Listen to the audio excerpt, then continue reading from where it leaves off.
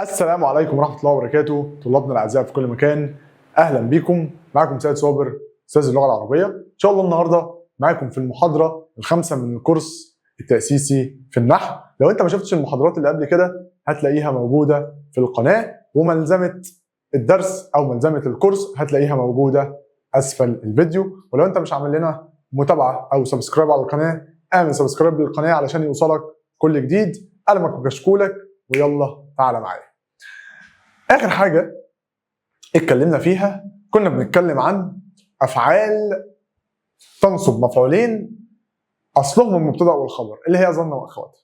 طب عندنا النهاردة عندنا أفعال تنصب مفعولين ليس أصلهم المبتدأ والخبر. مش فاهم؟ تعال أفهمك. لما احنا كنا بنقول ظن وأخواتها في المحاضرة اللي فاتت كنا بنقول ظن الرجل الامتحان سهلا مثلا. قلت لك علشان اعرف الجمله دي اصلها مبتدا وخبر ولا لا هعمل ايه؟ احذف لي ظن واحذف لي الفاعل. اتبقى عندي الامتحان سهل. معنى كده ان انا اتبقى لي الجمله الاسميه المبتدا والخبر. بنقول على ظن واخواتها ان هي افعال تنصب مفعولين اصلهما مبتدا وخبر. يعني قبل ما ظن تدخل عليهم كانوا مبتدا وخبر. طب اللي عندنا النهارده لا، اللي عندنا النهارده الافعال دي بتنصب مفعولين برضه اللودة يعني، بس ليس اصلهما المبتدا والايه؟ الخبر. طب ايه الافعال دي بقى؟ اعطى واخواتها اللي هي اعطى، كسى، البس، منح، منع، وهب، سال، سلب، رزق، سقى. دي اخوات اعطى. بتعمل ايه؟ برضه بتنصب مفعولين. احنا عارفين في اللغه العربيه عندنا ان احنا عندنا في حاجه اسمها فعل لازم، وعندنا حاجه اسمها فعل متعد، صح كده؟ طيب الفعل اللازم ده اللي هو بيحتاج فاعل فقط. يعني اجي اقول لك جاء الرجل، فاعل بس كده. جاب مفعول به او عايز مفعول به؟ لا. طيب انا عندي الفعل المتعدي بقى. عندي فعل متعدي المفعول به واحد وعندي مفعولين. يبقى انا عندي افعال، الافعال دي بتبقى محتاجه مفعول به واحد او اثنين. طيب اللي بيحتاج فعلين مين؟ ظن واخواتها واعطى واخواتها. طيب يلا بينا نبدا. قال لك ان هي افعال تنصب مفعولين ليس اصلهما المبتدا والخبر. وركز في كلمه ليس اصلهم المبتدا والخبر وافهمك دلوقتي يعني ايه. لاننا اذا حذفنا الفعل والفاعل يتبقى كلمتين لا يصلحان مبتدا وخبر. مش فاهم؟ اعطى الغني الفقير صدقه، ده مثال. عايز اعرف هي دي بتنصب مفعولين اصلهم مبتدا وخبر ولا لا؟ هعمل ايه؟ احذف لي اعطى والفاعل كمان. الجمله اللي اتبقت دي تنفع جمله اسميه؟ في حاجه اسمها الفقير صدقه؟ لا. يبقى دي ليس اصلهما المبتدا والخبر. اتفقنا؟ اتفقنا. طيب يبقى انا عايزك كده اول ما تشوف اعطى واخواتها تقف عندها وتشوف فين الفاعل وفين المفعول به الاول وفين المفعول به الثاني. طيب انا هعرف الفاعل منين؟ الفاعل بسأل عنه بمن. طب المفعول به بسأل عنه بماذا؟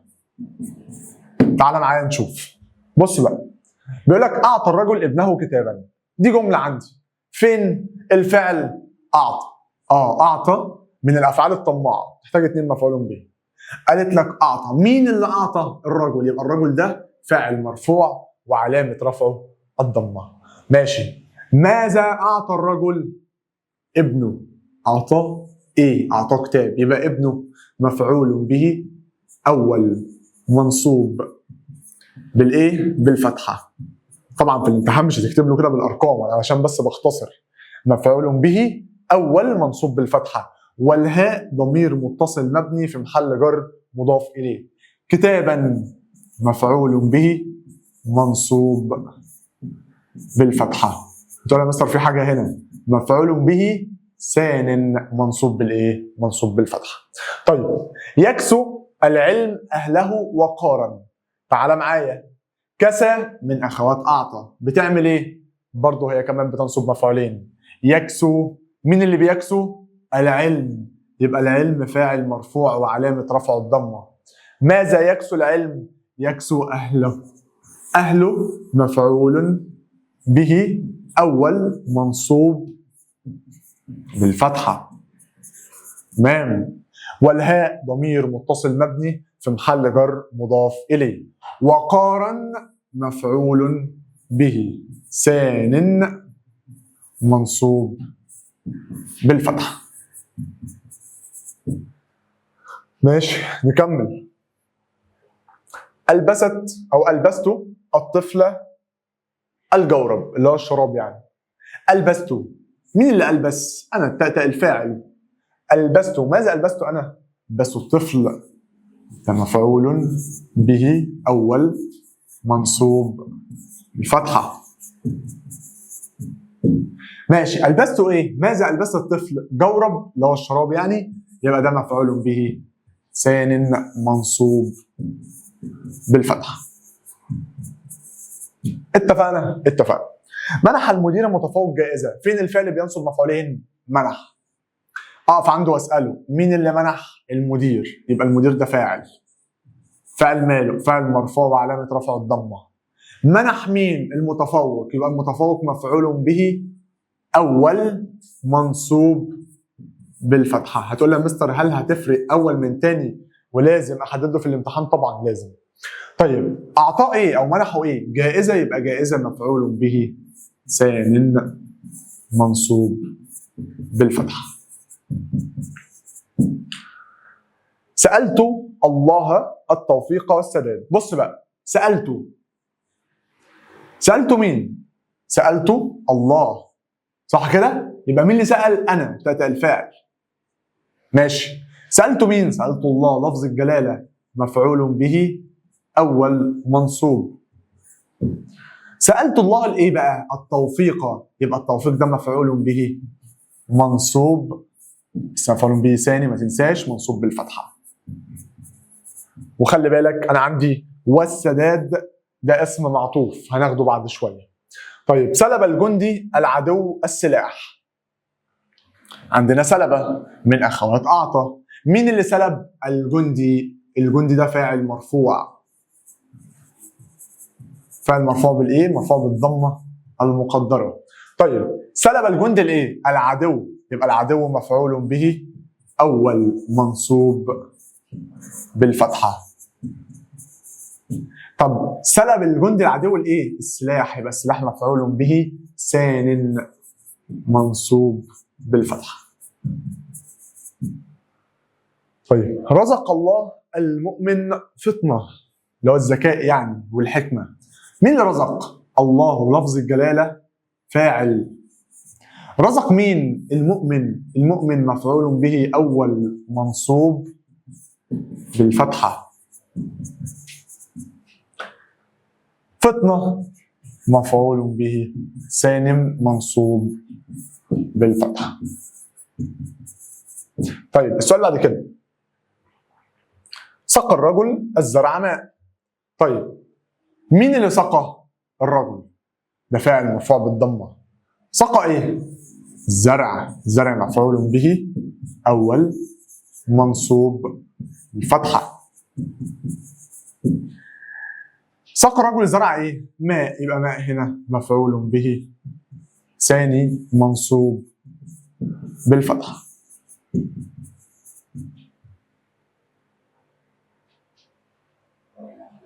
منحك أبوك جائزة. طيب بص بقى، خلي بالك لما الاقي ضمير متصل بالأفعال دي، منحك، كاف دي كاف الايه؟ كاف الخطاب. ماشي. هو مين اللي منحك؟ أبوك. أبوك ده فاعل. فاعل مرفوع بالايه؟ مرفوع بالواو لأنه من الأسماء الخمسة. هو منح مين؟ منحك أنت، يبقى ده مفعول به أول.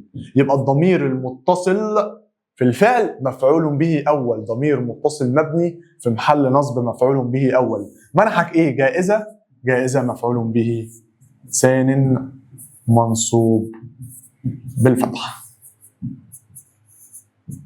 يلا بينا أبطال ندخل على الدرس الثاني وهو درس أسلوب العطف. إيه هو أسلوب العطف؟ أركانه إيه؟ بيتكون من إيه؟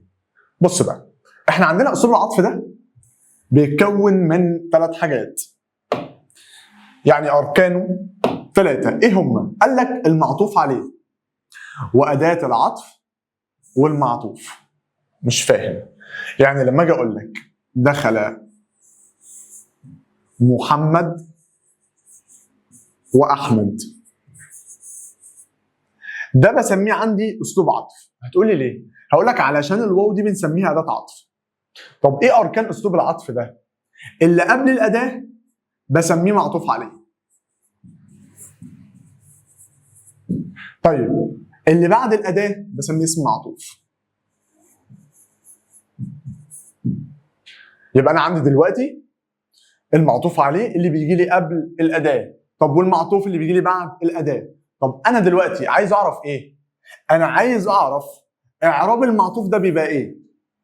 طب علشان اعرب المعطوف لازم اعرب اللي قبله الاول. ليه؟ لان هو بيتبعه في الاعراب. لو هو مرفوع فهو مرفوع، لو هو منصوب فهو منصوب، لو هو مجرور فهو مجرور. قال له ده يعني زيه زي النعت كده. يبقى انا دلوقتي في اسلوب العطف علشان اعرب المعطوف لازم ارجع للمعطوف عليه. طب المعطوف عليه ده يتعرب ازاي؟ يعرب حسب موقعه في الجمله، يعرب حسب موقعه في الجمله.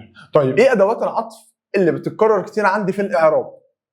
احنا عندنا الواو والفاء وثم واو، عندنا بل ولكن ولا، لكن ما بيجيلكش في الاعراب. احنا اكتر حاجه بتجيلنا هي اصلا حرف الايه؟ حرف الواو. ومش اي واو تجي لك تبقى واو عطف، خلاص بصمجاتيه، انتوا فاهمين طبعا.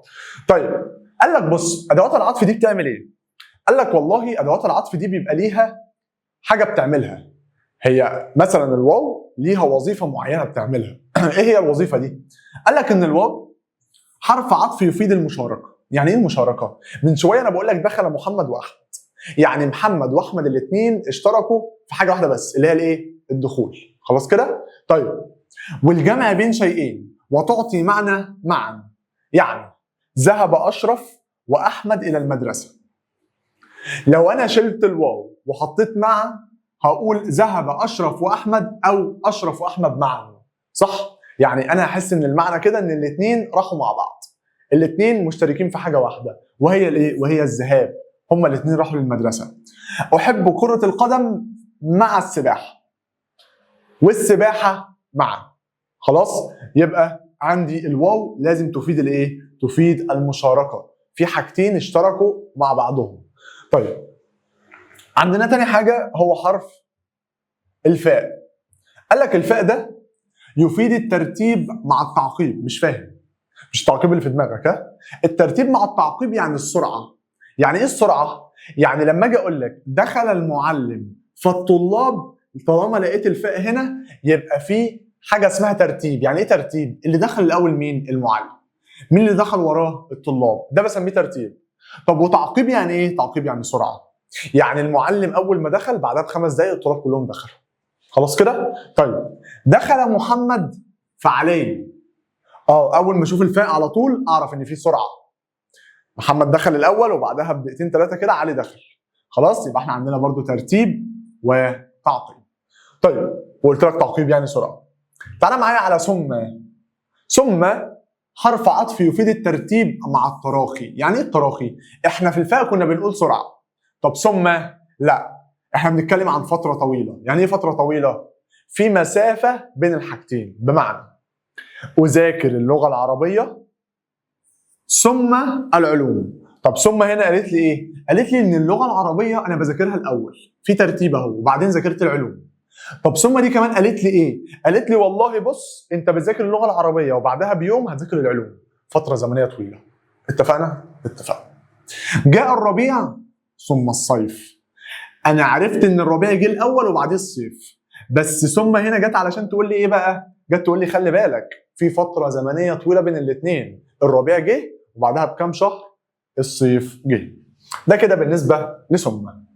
طيب تعالى معايا على او.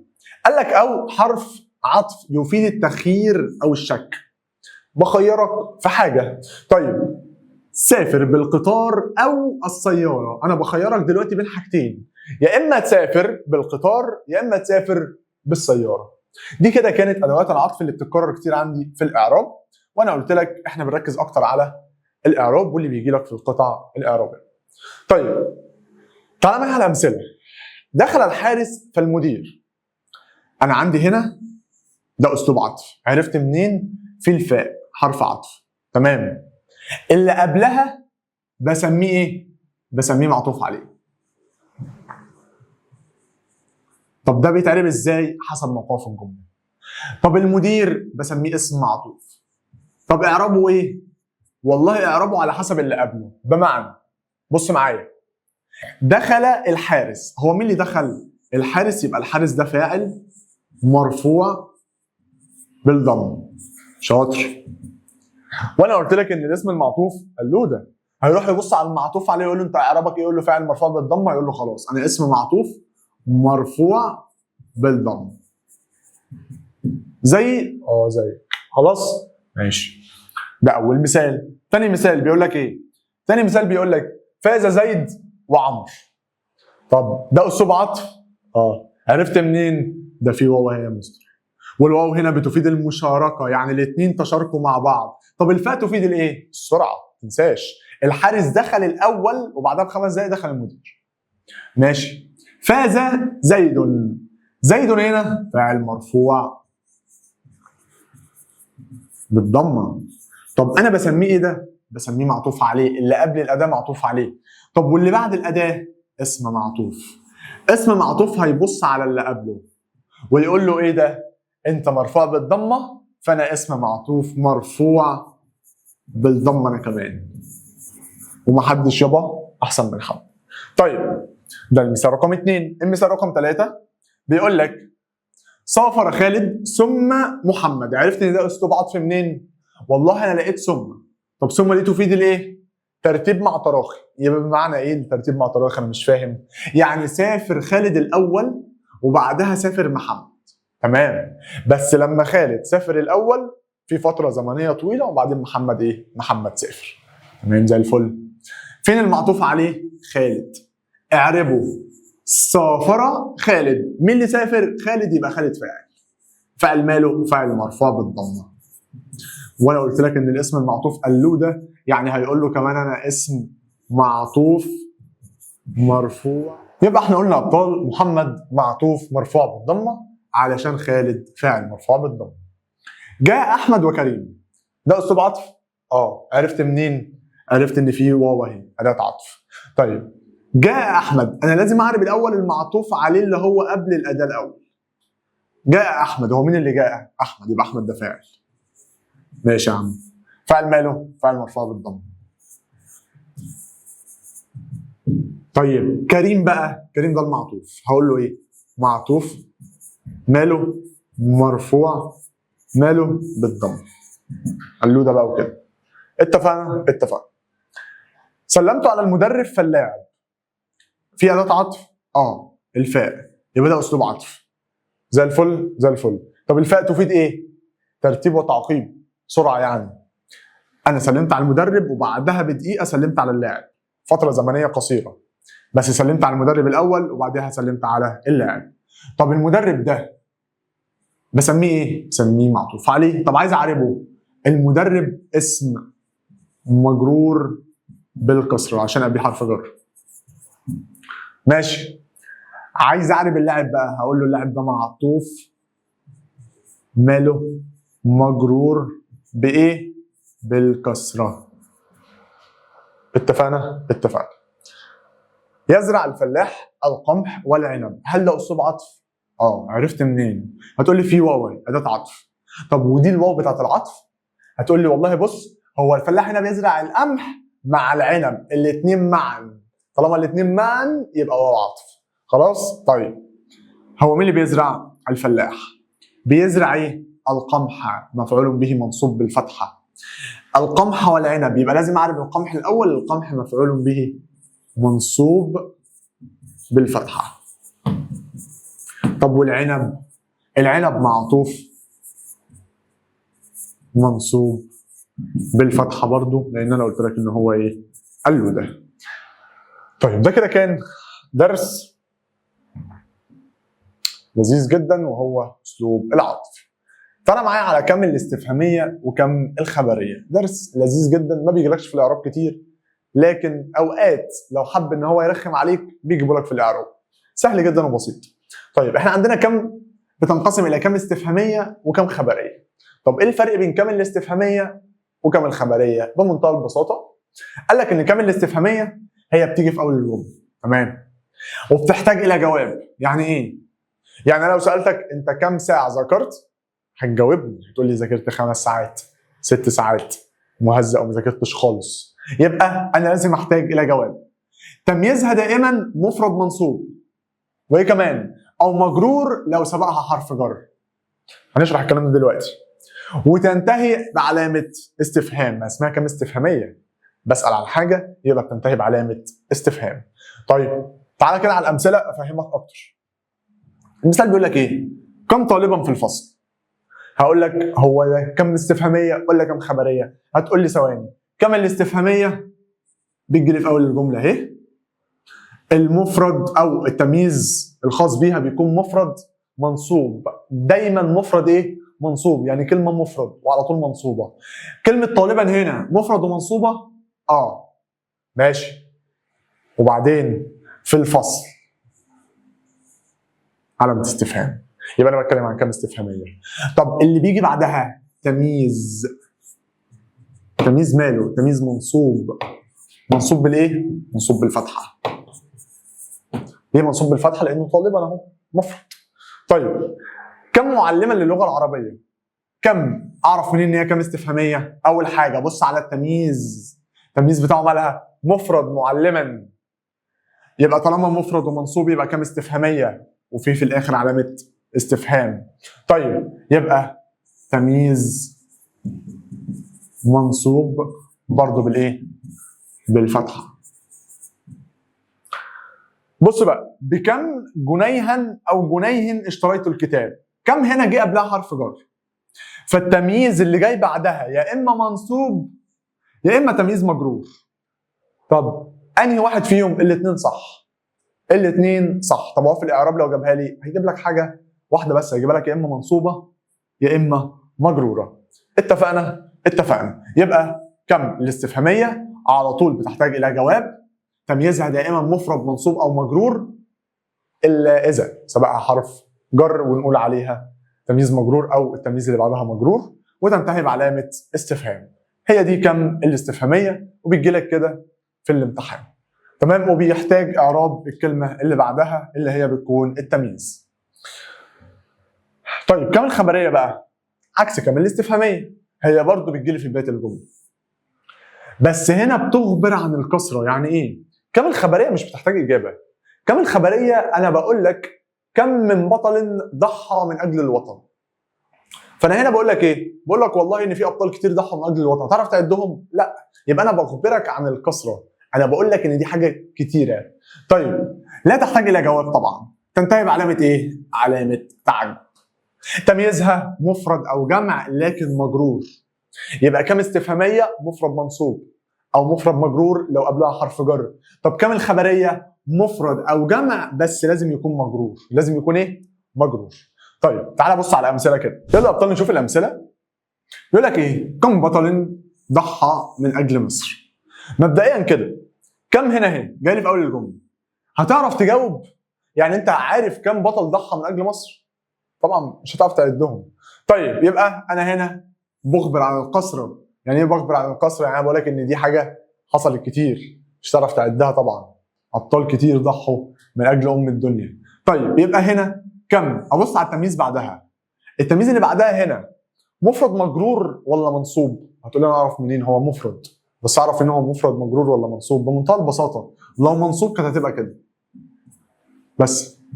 خلاص؟ طب هو هنا منصوب؟ لا ده مجرور. طالما التمييز مجرور يبقى على طول دي كم ايه؟ كم خبريه. طب عايز اعرف تمييز مجرور بالايه؟ بالكسر. كم بطل ضحى من اجل مصر. طيب كم مدن جديده اقامتها الدوله؟ طبعا مش هتعد، مش محتاجه اجابه. انا بخبر عن الكسره. يبقى كم هنا؟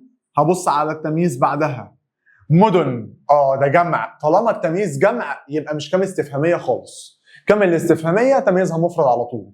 طيب يبقى كلمه مدن هنا تمييز ماله مجرور بايه؟ بالكسره. بص بقى، كم من كتاب استفدت منه.